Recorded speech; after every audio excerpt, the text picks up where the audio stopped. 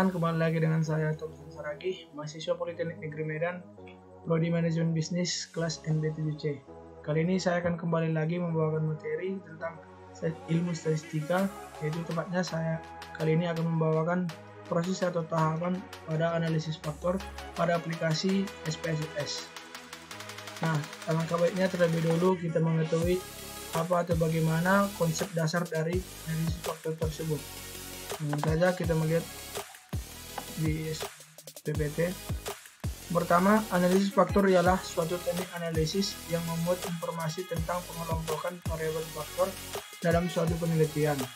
Yang kedua, analisis faktor bertujuan untuk menyaring variabel mana yang paling unggul atau paling dominan dari beberapa variabel yang dipilih oleh peneliti. Hasil analisis faktor dapat juga digunakan untuk membedakan komponen atau variabel prioritas berdasarkan perankingan yang ada. Yang ketiga, prinsip dasar dalam analisis faktor adalah menyederhanakan deskripsi tentang data dengan mengurangi jumlah variabel atau dimensi.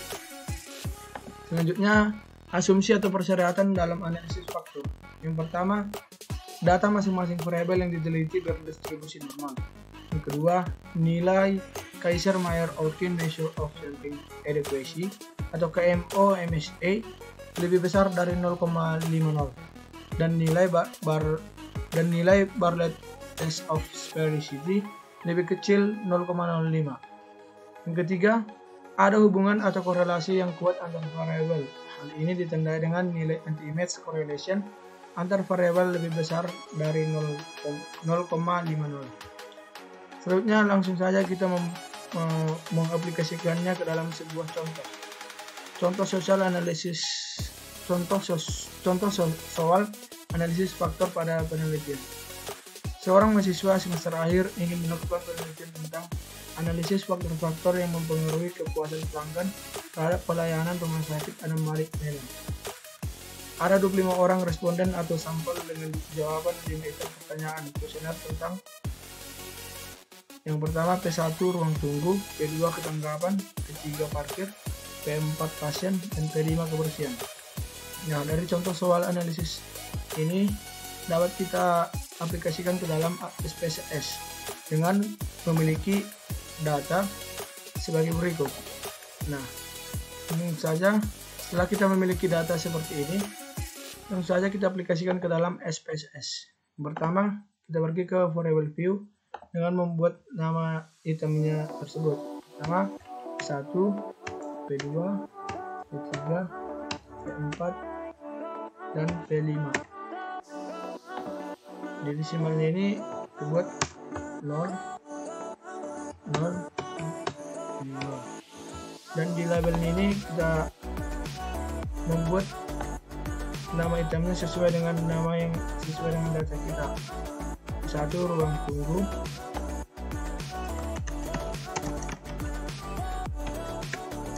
P2 ketangkapan, P3 parkir pasien,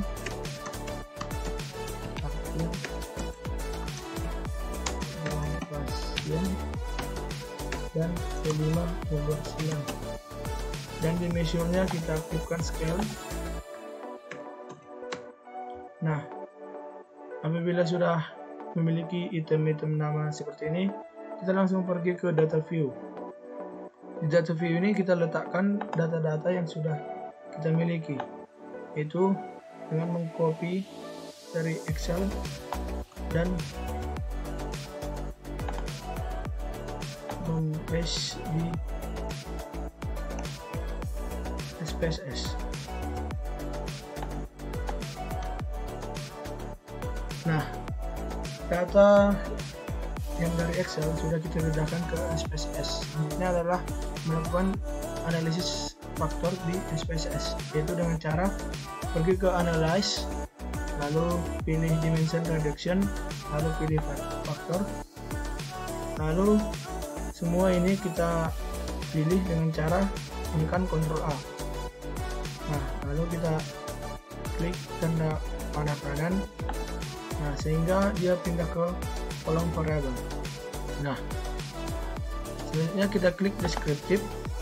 Di deskriptif kita pilih anti image, KMO and Bartlett's test of sphericity. Lalu klik continue, lanjut extraction-nya. Kita klik script plot. Lalu pastikan ini centang correlation matrix based on eigenvalue. Lalu klik continue, lalu lanjut ke rotation. Kita pilih ke Varimax, lalu rotated solution, lalu klik continue. Lalu pada score kita klik save as variable dan pastikan pada metodenya regression. Klik continue.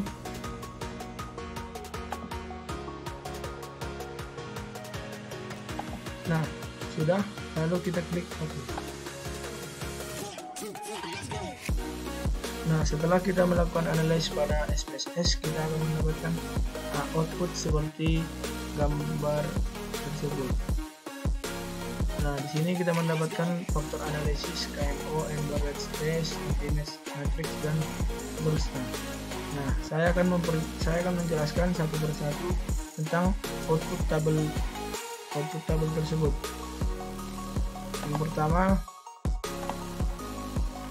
tabel KMO and Bartlett's test. Tabel output KMO and Bartlett's test berguna mengetahui kelayakan suatu variabel apakah dapat diproses lebih lanjut menggunakan teknik analisis faktor ini atau tidak. Caranya dengan melihat nilai KMO MSA. Kedua, jika nilai KMO MSA lebih besar dari 0,50, maka teknik analisis faktor dapat dilanjutkan. Nah, nilai MSA yang dimaksud merupakan ini 0,681. Nah, syaratnya adalah nilai KMO MSA lebih besar dari 0,50. Nah, di sini kita sudah memenuhi syarat, yaitu 0,681 berarti lebih besar dari 0,50. Maka teknik analisis faktor ini dapat dilanjutkan. Berdasarkan output di atas diketahui nilai KMO MSA sebesar 0,81 lebih besar 0,50 dan nilai Bartlett's test of sphericity 0,008 lebih kecil dari 0,05. Maka analisis faktor dalam penelitian ini dapat dilanjutkan karena sudah memenuhi persyaratan pertama. Selanjutnya, tabel ke output yang kedua, yaitu output anti-match matrix. Anti-match matrix berguna untuk mengetahui dan menentukan variabel mana saja yang layak pakai dalam analisis faktor. Persyaratan yang harus terpenuhi dalam analisis faktor adalah nilai MSA lebih besar dari 0,50. Nah, pada tabel anti-match matrix ini kita hanya dibutuhkan untuk melihat nilai MSA. Tanda atau kode dari nilai MSA yaitu ini, memiliki simbol A di ujung kanannya. Nah, syaratnya yaitu nilai MSA-nya lebih besar dari 0,50. Nah, pada item pertama 0,693 memenuhi, 0,721 memenuhi, 0,659 memenuhi, 0,657 memenuhi, dan 0,657 memenuhi. Nah, jika pada salah satu item tidak memenuhi atau lebih kecil dari 0,50, dapat kita berikan solusi yaitu mengeliminasi atau menghapus salah satu item yang tidak memenuhi tersebut. Maka persyaratan kedua dalam analisis faktor ini terpenuhi. Selanjutnya, tabel commonalities. Tabel commonalities ini menunjukkan nilai variabel yang diteliti apakah mampu untuk menjelaskan faktor atau tidak. Variabel dianggap mampu menjelaskan faktor jika nilai extraction lebih besar dari 0,50. Nah, syaratnya kan lebih besar dari 0,50. Itu adalah syarat untuk menjelaskan faktor atau tidak, yaitu dapat kita lihat pada tabel output kita, extraction-nya mulai dari item pertama sampai item kelima. Sepertinya extraction-nya sudah memenuhi, yaitu lebih besar dari 0,50, yaitu 0,688, 0,643 dan seterusnya. Selanjutnya, tabel total variance explain. Nah, tabel total variance explain menunjukkan nilai masing-masing variabel yang dianalisis. Dalam penelitian ini ada 5 variabel, berarti ada 5 komponen yang dianalisis. Ada dua macam analisis untuk menjelaskan suatu varian, yaitu initial eigenvalues dan extraction sums of square rootings. Pada varians, initial eigenvalues menunjukkan faktor yang terbentuk. Nah, yang dimaksud dari initial eigenvalues adalah ini, dan extraction sums of square rootings adalah ini. Nah, pada varian initial eigenvalues menunjukkan faktor yang terbentuk apabila semua faktor dijumlahkan menunjukkan jumlah variabel, yaitu ini total ini. Apabila ini dijumlahkan maka berskor atau bertotal 5. Sedangkan pada bagian extraction sums of square rootings menunjukkan jumlah variasi atau banyaknya faktor yang dapat terbentuk. Nilai eigenvalues lebih besar dari 1. Nah, dari nilai initial eigenvalues kita pindahkan ke extraction, tetapi dengan syarat lebih besar dari 1. Nah, pada item 1, 2 terdapat memenuhi syarat yaitu lebih besar dari 1, maka kita pindahkan ke kolom extraction. Nah, nilai total komponen 3, 4, dan 5 tidak dihitung sebab nilai eigenvalue komponen 3, 4, dan 5 lebih kecil 1. Nah, dapat kita lihat ini kan masih 0,6, 0,4, 0,4 tidak memenuhi, yaitu harus lebih besar dari 1. Selanjutnya, output script plot. Gambar script plot ini dapat juga menunjukkan jumlah faktor yang terbentuk. Nah, gambar script plot ini untuk menjelaskan lebih lanjut berapa item dia yang memenuhi syarat eigenvalues-nya. Tadi kan ada 2. Caranya dengan melihat nilai titik komponen yang memiliki nilai eigenvalue lebih besar dari 1. Dari gambar script plot di atas ada 2 titik komponen, yaitu yang pertama ini dan yang kedua ini.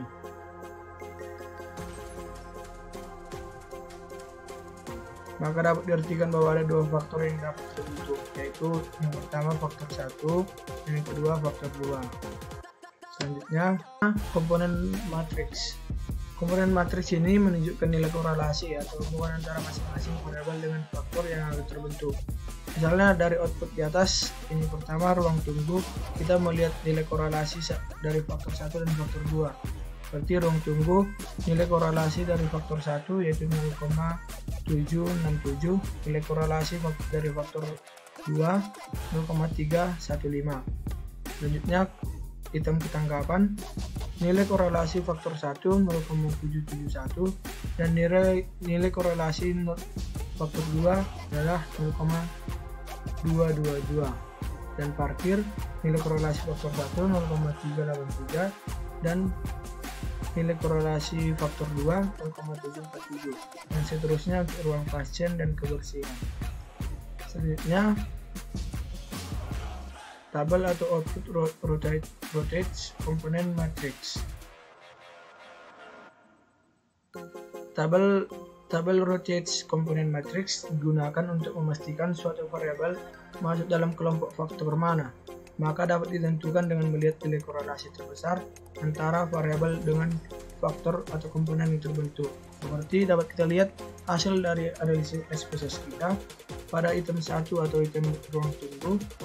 Nilai korelasi faktor 1 adalah 0,351, sedangkan nilai korelasi faktor 2 0,751. Maka dapat disimpulkan bahwa ruang tunggu termasuk dalam faktor 2 karena nilai korelasi dari faktor 2 ini lebih besar. Jadi pada komponen atau faktor yang nilai korelasinya lebih besar, maka dia akan ditempatkan pada faktor tersebut. Selanjutnya, ketangkapan memiliki nilai korelasi faktor 1 0,417 dan nilai korelasi faktor 2 0,68685, maka item ketangkapan masuk dalam faktor 2. Selanjutnya, parkir, nilai korelasi faktor 1 nya min 0,225 dan nilai korelasi faktor 2 0,809. Maka item parkir masuk dalam faktor 2. Selanjutnya item ruang pasien. Nilai korelasi faktor 1-nya 0,851 dan nilai korelasi faktor 2-nya 0,101. Maka ruang pasien masuk dalam faktor 1. Selanjutnya item kebersihan. Nilai korelasi faktor 1-nya 0,851 dan nilai korelasi faktor 2-nya 0,101. Maka item kebersihan masuk dalam faktor 1. Maka dapat kita membuat tabel baru. Kesimpulan dari rotate komponen matriks. Faktor 1 terdiri dari ruang pasien dan kebersihan. Faktor 2 terdiri dari ruang tunggu, tanggapan, dan parkir. Nah, selanjutnya tabel komponen transformation matrix. Komponen transformation matrix menunjukkan bahwa pada komponen 1 nilai korelasinya adalah sebesar 0,735, lebih besar dari 0,005. Dan komponen 2 nilai korelasinya sebesar 0,735, lebih besar dari 0,5. Karena nilai korelasi semua komponen lebih besar 0,5, maka kedua faktor yang terbentuk ini dapat disimpulkan layak untuk merangkum kelima variabel yang dianalisis.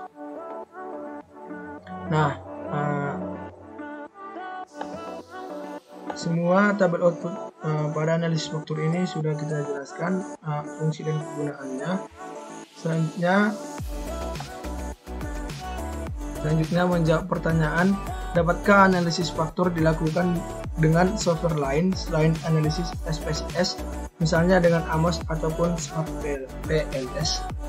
Jawabannya adalah analisis faktor dapat dilakukan di aplikasi statistik lainnya seperti Amos atau Smart PLS, karena Amos merupakan program khusus yang digunakan dalam analisis persamaan struktural atau Structural Equation Model atau dikenal sebagai SEM. Amos semula merupakan perangkat lunak sebagai statistik yang mandiri, namun dalam perkembangannya saat ini Amos diambil oleh SPSS, sehingga versi-versinya mengikuti perkembangan SPSS. Sama halnya dengan SPSS, Amos merupakan software statistika yang dikembangkan oleh IBM. Software Amos memang dikhususkan untuk membantu menguji hipotesis hubungan antar variabel. Melalui software ini, kita dapat mengetahui tingkat kekuatan hubungan antar variabel, baik antar variabel laten maupun dengan variabel manifest. Seberapa signifikan hubungan antar variabel dan seberapa fit model hipotesis dibandingkan dengan data real lapangan. Selanjutnya, Smart PLS. Smart PLS atau Smart Partial Least Square adalah software statistik yang sama tujuannya dengan least rel dan Amos, yaitu untuk menguji hubungan antara variabel baik sesama variabel laten maupun dengan variabel indikator atau manifest. Nah, dapat disimpulkan bahwa analisis faktor dapat dilakukan di aplikasi Amos dan Smart PLS karena Amos dan Smart PLS adalah aplikasi statistika yang sama tujuannya dengan SPSS. Nah, sekian video dari saya. Semoga apa yang saya jelaskan dapat bermanfaat bagi teman-teman sekalian. Sekian dan terima kasih.